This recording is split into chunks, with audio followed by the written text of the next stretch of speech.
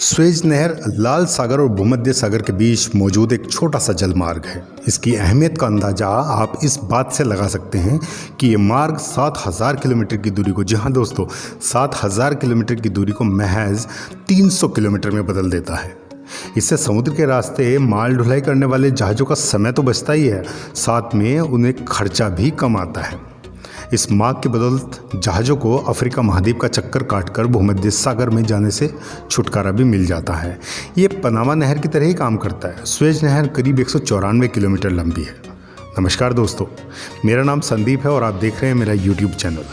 दोस्तों, अगर आपने अभी तक मेरे चैनल को सब्सक्राइब नहीं किया है तो प्लीज़ आप इसको सब्सक्राइब करें और साथ में बेल आइकन को ज़रूर प्रेस करिएगा ताकि आपको मेरे लेटेस्ट वीडियोज़ और अपडेट लगातार मिलती रहे। आज हम बात कर रहे हैं स्वेज नहर में फंसे एवरग्रीन शिप की। जी हाँ, जिसके फंसने से तमाम दिक्कतों का सामना लोगों को करना पड़ रहा है। 300 किलोमीटर से भी लंबा जाम वहाँ लगा है और 300 से ज़्यादा जहाज़ वहाँ फंसे हुए हैं। जी हाँ, मैं आपको बिल्कुल लेमन लैंग्वेज में, शुद्ध भाषा में समझाने की कोशिश करता हूँ कि पूरा मामला क्या है। इस नहर की अहमियत का अंदाज़ा आप इस बात से लगा सकते हैं कि वर्ष 2020 में इस नहर से 18,500 जहाज़, जी हाँ, औसतन लगभग 52 जहाज़ हर रोज़ गुजरे हैं। यदि किसी जहाज़ को भूमध्य सागर में जाने के लिए अफ्रीका महाद्वीप का चक्कर लगाना पड़े तो उसे लगभग 7000 किलोमीटर का सफ़र तय करना होगा। इसके साथ ही ये सफ़र कई दिनों का भी होता है। ऐसा इसलिए कहा जा रहा है क्योंकि पिछले 7 दिनों से ये मार्ग लगातार बंद चल रहा था। इसकी वजह थी कि इस नहर में फंसा एवरग्रीन कंटेनर शिप जो 23 मार्च को तिरछा होकर इस स्वेज नहर में फंस गया था। करोड़ों खर्च करके बढ़ाई गई थी नहर की चौड़ाई। जी हाँ, मैं बता दूं आपको, आगे बढ़ने से पहले ये मैं बताना चाहूँगा कि इस नहर को 17 नवंबर 1869 यानी 1869 को नहर को आधिकारिक तौर पर शुरू किया गया था और अगस्त 2014 में मिस्र की सरकार ने इसको और अधिक चौड़ा किया, जिसके बाद यहाँ तेज़ी से जहाज़ों का निकलना सुनिश्चित हो सका। जिसके बाद अगस्त 2015 में इसे खोला गया था और इस पर करीब 60 बिलियन मिस्र पाउंड का खर्च भी आया था। हालांकि इसको आधिकारिक तौर पर 24 फरवरी 2016 को खोला गया। जी हाँ, अगर मैं अभी बताऊं इसको कि स्वेज नहर में जहाज़ के फंसने से कितनी दिक्कतें वहाँ पर आई हैं, तो फिलहाल स्वेज नहर में फंसा ये एवरग्रीन कंटेनर शिप निकाल तो लिया गया है, लेकिन टैगबोट से खींचने में जो सफलता इसको हासिल किया उसमें खासी मशक्क़त करनी पड़ी है। अब ये ग्रेट बीटर लेक की तरफ चल पड़ा है। खुदाई की विशाल मशीनों की मदद से शिप को के नीचे और आसपास की जगह से करीब 20,000 टन रेत निकाला गया है। जी हाँ दोस्तों, आप अंदाज़ा लगा सकते हैं 20,000 टन रेत कितना होता है। इसके बाद करीब 14 टैगबोट की मदद से इस विशाल कंटेनर शिप को सीधा किया गया और फिर खींच लिया गया। ये शिप करीब 1 सप्ताह से नहर में फंसा हुआ था। इस अहम समुद्री मार्ग का रास्ता खुलने से कंपनियों ने अब राहत की सांस ली है। इस शिप्स के इस तरह से नहर में फंस जाने की वजह से लगभग 900 करोड़ डॉलर के सामान को अपने गंतव्य तक पहुंचने में देरी का सामना करना पड़ा है।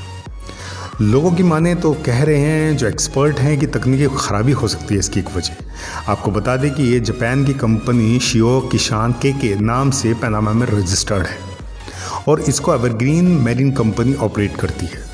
इस कंपनी के मालिक युकिते हिगाकी के मुताबिक शिप के इस तरह से फंसने से इसके प्रोपेलर और रडलर में कोई दिक्कत नहीं आई होगी। 400 मीटर लंबा यह शिप मलेशिया से नीदरलैंड जा रहा था। ये कंटेनर शिप आकार में अगर मैं बात करूं तो न्यूयॉर्क के एम्पायर स्टेट बिल्डिंग के बराबर का है। One hard Charlotte ship management ने एक बयान जारी किया है और इस शिप की वजह से नहर में फंसी किस तरीके की कोई प्रदूषण नहीं फैला है और न ही शिप को कोई नुकसान पहुंचा है। ये बयान भी शिप मैनेजमेंट शॉर्लेट कंपनी ने दिया है। बयान में शिप के इस तरह फंसने की वजह का खुलासा तो अभी नहीं हो पाया। हालांकि इसके लिए मैकेनिकल और इंजन में गड़बड़ी की समस्या से भी इनकार नहीं किया जा सकता। 300 किलोमीटर लंबा जाम बताया जा रहा है। गौरतलब है कि 23 मार्च को इस कंटेनर शिप के फंसने की वजह से समुद्र में 300 किलोमीटर लंबा जाम लग गया था। करीब 300 जहाज जिन पर विभिन्न तरह का सामान लदा हुआ था अपनी जगह रुक गए थे। उसकी वजह से करोड़ों का नुकसान कंपनियों को झेलना पड़ा। स्वेज कैनाल अथॉरिटी के प्रमुख एडमिरल ओसामा रेबी के मुताबिक अगर हम बात करें तो इस जहाज़ के नहर में इस तरह से फंसने की वजह पहले तेज़ हवाओं को बताया जा रहा था, लेकिन बाद में उन्होंने इसकी वजह ख़राब मौसम नहीं बल्कि इसके पीछे कोई मानवीय तकनीकी भूल बताई है, जिसकी वजह से ये शिप इस तरीके से नहर में फंसा है और सारा ट्रैफिक रुक गया। दुनिया भर के बाज़ारों पर भी खास असर इस जाम का पड़ा है। आपको बता दें कि इस तरह इस जहाज़ के नहर में फंसने का असर पूरी दुनिया के बाज़ारों में साफ दिखा है। अब खासतौर पर कच्चे तेल की आवाजाही पर पड़ा है। करीब एक सप्ताह से क्रूड ऑयल को दुनिया के विभिन्न हिस्सों में ले जाने वाले जहाज़ इसकी वजह से जहाँ के तहाँ रुक गए थे। कुछ कंपनियों ने इसकी वजह से अपना मार्ग भी बदल लिया था और अफ्रीका महाद्वीप का पूरा चक्कर लगाकर भूमध्य सागर तक जाने का फैसला किया। हालांकि इसकी वजह से कंपनियों का माल ढुलाई का खर्च तो बढ़ा ही है और साथ में उन्हें अपने गंतव्य तक पहुंचने में भी काफ़ी समय लग गया है। तो दोस्तों, आप देख सकते हैं कि भूल चाहे कोई भी रही हो, चाहे वो मानवीय कारण रहा हो, तकनीकी खराबी रही हो या मौसम की मार रही हो, लेकिन जब इस तरह की कोई दिक्कतें आती हैं तो उसका असर आम जनता पर भी पड़ता है, क्योंकि क्रूड ऑयल समय से नहीं पहुँच पाया, जिसकी वजह से उसके रेट में इजाफा होने के चांसेस है।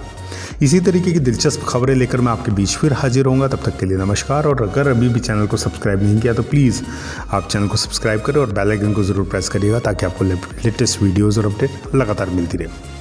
Thank you.